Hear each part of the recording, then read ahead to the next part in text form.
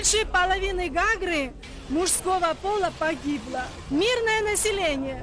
Вот именно мирное население. Другое дело, если воин с воином воюет. Но когда ты идешь в дом и ищешь человека грузинской национальности для того, чтобы его убить, это же ужас. 11 человек моих соседей убили, которые просто услышали выстрелы, они вышли, чтобы, посмотреть, что случилось. Их там же убили. Убили, нет, голову отрубили, отрезали, так похоронили мы. Я живу в Леселите, село Цалкоты.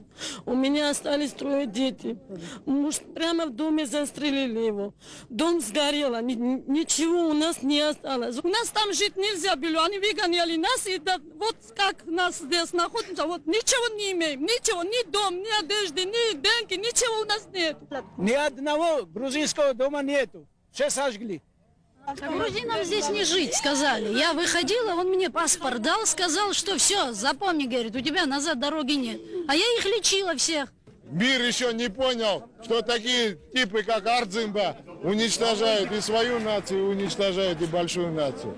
Сегодня с нами воюют наемники. Это русские. Весь Северный Кавказ воюет с нами. Политики не должны играть.